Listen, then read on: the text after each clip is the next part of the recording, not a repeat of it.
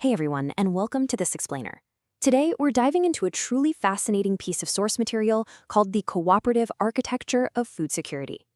Now, usually, when we think about grocery stores, we're just thinking about convenience, right? Like finding your favorite brand of cereal without a huge hassle.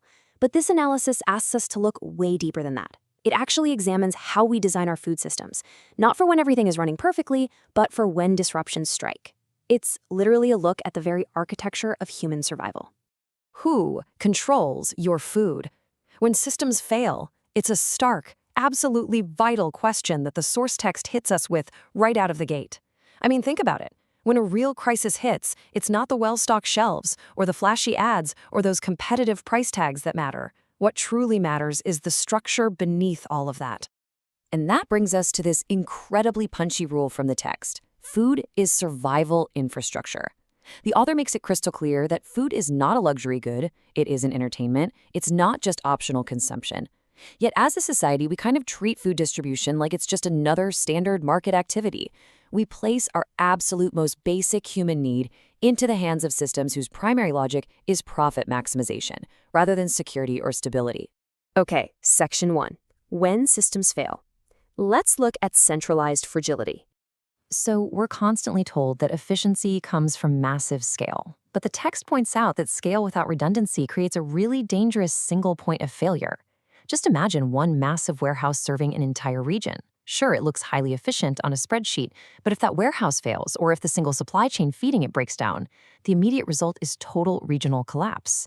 The source argues this centralized fragility is an inherent danger when you're dealing with something as vital as food. Moving right along to Section 2, the profit contradiction. Let's dive into the structural logic of our current system here. The text impartially breaks this down by comparing profit against vulnerability. When food becomes purely a business objective, it follows a simple mathematical rule. It flows where profit is highest, not where human need is greatest. It stabilizes where margins are safe, not where vulnerability is high. And this isn't a glitch. It's exactly how a profit-maximizing system is designed to operate. Which leads directly to this pretty stark quote from the text. The poor do not face shortage because food does not exist. They face shortage because food is not allocated to them first. Now, the source makes it very clear that this is an entirely structural outcome. It's not a moral accusation against anyone working in the grocery industry. But structures don't change themselves. And that contradiction in how we allocate survival resources is something the author argues cannot remain permanent. All right, Section 3, a radical new design. 10,000. That's the magic number here. The structural alternative proposed in the text relies on this one remarkably simple metric. The idea is that every 10,000 people would form one cooperative supermarket. But this isn't just your run-of-the-mill grocery store. It's framed as a shared infrastructure of survival. It operates on three main pillars. It is owned by the people, run by the people, and accountable to the people. And the source is super careful to note here. This is not charity, and it's not a government subsidy. It is community-held infrastructure. Section 4, resilience through distribution. Let's talk about strategic strength. The source argues that distribution provides vastly superior strategic strength over centralization. Think of it like comparing one massive single bridge to a whole network of smaller local roads. In a centralized system, one massive failure point leads to total collapse and panic. But in a distributed system made up of local cooperatives, you have hundreds of stable nodes. If one single node struggles, you don't get a catastrophic collapse. You get containment and buffering. The larger network holds strong. So we aren't just talking about cute local farmers markets here. This is the direct application of resilience engineering.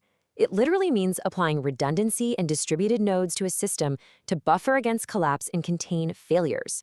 The author is basically suggesting we take the exact same sophisticated engineering principles we use to protect the internet or the power grid and apply them directly to our food supply. Section 5. Seeing local demand. There are specific ground-level realities that distant corporate offices just inevitably miss.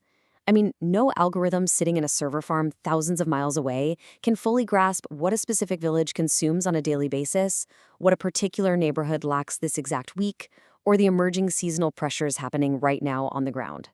And why is that? Because demand is lived. It is visible only where people actually live. The point here is that local communities are simply best equipped to manage their own demand. because they experience it firsthand, without any delay, without the filter of an algorithm, and without distance. Finally, Section 6, redesigning food security. Let's look at the core shift. This whole concept represents a fundamental philosophical pivot. We're moving away from the top-down framework where food is merely a market product that relies on profit-driven allocation and centralized dependency. Instead, the proposal shifts us toward a bottom-up reality, viewing food as distributed civic infrastructure, defined by localized ownership and need-driven assurance. So what does this actually look like in practice? The systemic impacts promised by this shift are pretty profound. When every 10,000 people own their food system, supply chain shortens significantly. Prices actually stabilize for consumers. Food waste is reduced dramatically because local demand is accurately mapped out.